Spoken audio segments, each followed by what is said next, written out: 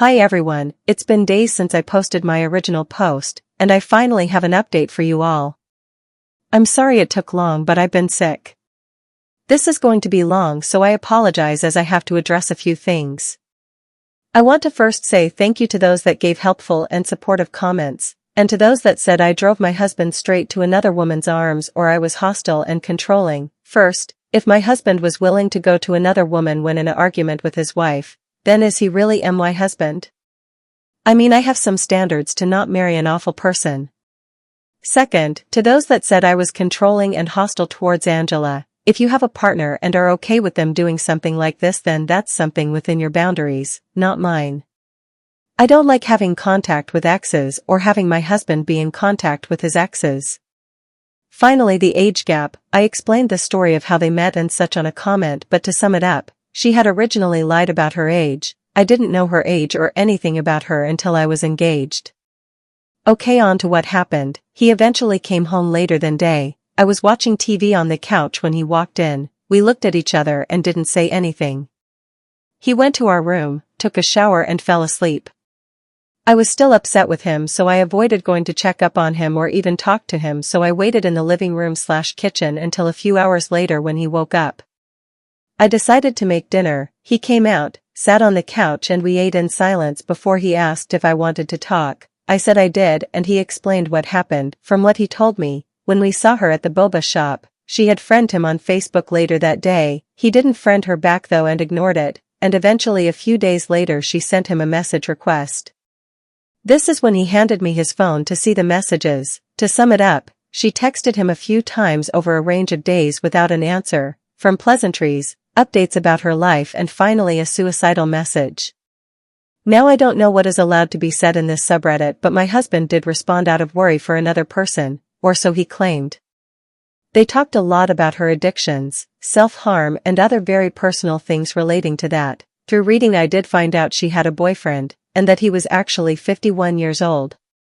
My husband calmed her down and they stopped talking for a few days, when she reached out again and the same thing happened. This repeated again, where he wouldn't respond until she guilted him to. When I had found out and told him to block her, he actually didn't block her out of fear, but he didn't respond to her messages until that night. She actually sent very concerning messages beforehand and called him on Messenger. He answered and he said that she was wailing and screaming in pain. Now I don't want to say too much, but she had told him she attempted by taking a bunch of pills because of her mother. Which is why he rushed to her. When he got there, he told me she was acting strangely and almost pretending to have done what she did. He tried to get her to the hospital, to which she refused. After pleading for a while, he was getting ready to call 911 when she confessed she didn't actually take any pills. He was confused and asked why she said she did. She couldn't give him a clear answer. My husband was going to leave when she begged him to let her explain again. She said her mom is the only person who cares about her, and that she needed somebody with her after she found out she was sick and that she had no one but my husband and my husband wouldn't come otherwise if it wasn't urgent. My husband wasn't buying it, so he asked if her mom was even sick, to which she denied it but seemed to be lying. My husband then left. He told me he just stayed in his car for a while before coming back home, and that's when the confrontation happened. He said he was very tired and felt horrible, so he wasn't in the right headspace to explain right then and there. He also told me he didn't go back to Angela's but instead just stayed in his car, got food and pretty much wandered town until he got home later that day. After this, I felt very overwhelmed. I usually like to take time to myself to process things before making a decision or response, so I told him I needed time. I didn't interact with him until the next morning and told him I needed more time before talking to him again and was going to stay with my parents for a few days.